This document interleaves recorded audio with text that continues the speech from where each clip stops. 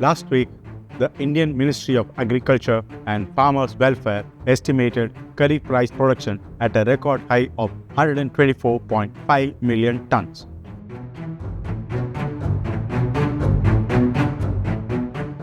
Namaste.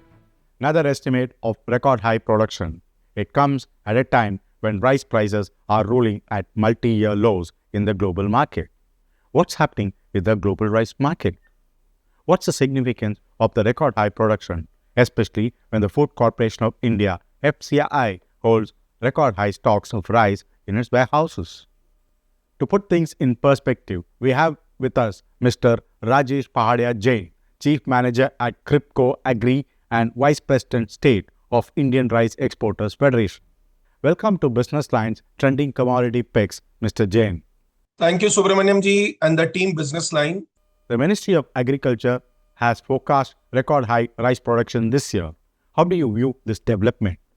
The reason for the increase in the production forecast is just the MSP price which the government is giving to all the farmers by supporting them, giving to the maximum support to the farmers. And farmers are getting benefited because they have a standing buyer as Food Corporation of India, which is going to purchase the maximum cargo from them. Unfortunately, what our farmers produce is very lessly consumed in the domestic market, and majorly it is being used for the welfare schemes or maybe for some free distribution or some programs by the government. So this particular rice is very lessly consumed in the domestic market by the mid segment. And I'm pretty confident with the kind of MSP support which farmer is getting from the government of India is going to be benefiting them in many folds. India has exported a little over 7 million tons of non-basmati rice in the first half of the current fiscal. How do you see this compared with the years when exports were allowed without any curbs? We cannot look at last year since exports were banned in the first half of the last fiscal. So, Ramanam ji, we have seen that our competing countries like Pakistan, Vietnam, Thailand, and Myanmar, they have come out with a very larger crop in comparison to their normal crop, wherein we have seen an increase in their exports market also. So, apart from India, because of the climatic support, all the Southeast Asian countries, the producers of rice have been benefited with it. So we are not the one only who are going to produce more. Apart from us, Thailand is coming up with an additional 2 million ton.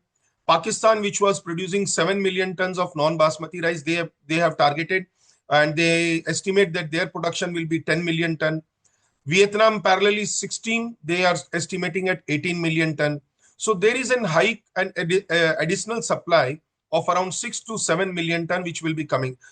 And India is one on the top, despite being the 40 to 46% of the global trade of rice. And we are seeing a threat from our producing nations. It is a cyclic. If you remember, in 2022, when there was a downfall in the production of Thailand, Vietnam, and Myanmar also, we have seen a tremendous increase in the exports from India, where we have touched almost 22 to 22.5 million ton of exports of basmati and non-basmati rice. You can very well make out that 7 million ton of non-basmati as on 30th September 2025 is a remarkable number. But to touch that magic number of 22 to 23, it will be very hard nut for all the exporters, because apart from the abundant supply, there has been a chaotic problem of the payments from African nations. Our major market is Africa. So getting dollars and getting forex payments from them has become really, really tedious. They give us the SWIFT, the payment gets credited after 15 days, 20 days, because SWIFT is being remitted through some counter banks. So certainly, even post 30th September, from 1st October till 31st March, I can see a similar number. So that will be making around 7 million ton. So 7 million plus 5.5 million ton of basmati will be making around 20 to 21 million ton of total exports as on 31st March 2026. The global supply and the global demand is 55 to 56 million ton. There is no increase in the non-basmati rice consumption pattern. So the global trade, even if 4 to 5 million ton additionally coming from Pakistan, Vietnam, Thailand, and Myanmar, India will be still doing 14 to 14.5 million ton of non-basmati, because that's a kitty number, which out of 55 million ton, considering their export number as 100% also, we will be always being the leader. And I am pretty sure that we will be touching a number of 20 to 21 million ton of rice export as on 31st March 2026, including basmati and non-basmati together. Globally, we see prices ruling at multi-year lows. What's the reason for such a scenario? Will this continue for the remainder of the current fiscal? See, India has got the benefit of storing the cargo to the what production they are doing it. But other countries like Vietnam, Thailand, and Pakistan, they don't have the storage facilities which we have. We have multiple storage facility at origin. We have multiple origin storage facilities at hinterland. And apart from that, the Food Corporation distribution system is so fantabulous that their storage problems are being resolved by autonomous mode. Wherein other countries like Pakistan, they don't have the storage facility. If they have a 16% moisture cargo, they have to export. Whether the destination faces the problem or not is not their concern. So whatever the milling has been done, that need to be exported on immediate basis. So in short term, up to January, I'm expecting a downfall of the prices. But post January, when the cargo of Pakistan and Myanmar will be over, then India will be back into the market. And then again, the prices will be getting increased. Certainly today, it is a rock bottom price. See, the major component of $100 to $115 of the duty, which India was charging, was benefiting other exporters also. That element has been not there in the market. So considering that $550 to $115, so prices has to be $435 to $450. But today's prices are ruling at $350 to $360 FOB price in India. So the duty component is eliminated. So you will see that our FOB price, which was around $550, now it is at $350. So there has been an element of $115, and then $35 to $50 is a downfall in the market. It is all because of the immediate shipments post milling, which other origins are doing it. But India is waiting, and waiting is giving them the benefit to hold the cargo and make the shipment and execution post January, February, and March. What do you think the government needs to do to cut huge rice inventories? Stocks with the FCI are at a 10-year high.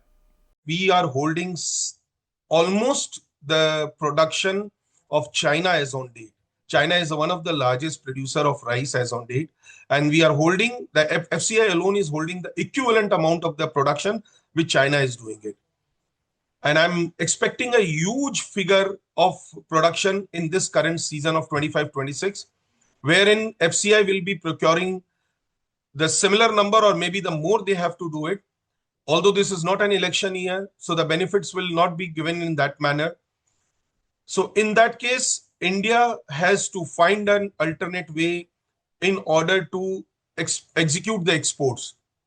This exports can be executed by way of subsidies, by way of giving grants to the rice exports, and by virtue of which the stock liquidation can be done. We don't have a new market. India is already exporting it to 138 countries. Which new country we need to develop? Now, what has happened? Like countries like Philippines, Indonesia, and Senegal, which used to buy abundant quality of broken rice, they have stopped or suspended their product procurement till January or maybe up to December also. Because they are expecting the prices has to go down. They know the S&D number. The whole world knows the FAO produces the entire numbers of production which are there. So I'm pretty confident that in the short term, there is a downfall. But in longer term, I'm 100% confident that we will be gaining this benefit post-January, when all the other exporters will be finishing their cargo and their shipment commitments will be over. Thank you very much for your very insightful views, Mr. Jain. We hope our viewers have benefited from this. Thank you all viewers for tuning in. Keep smiling and be happy until we meet in the next episode. This is Subramani Mangombu signing off. Good luck.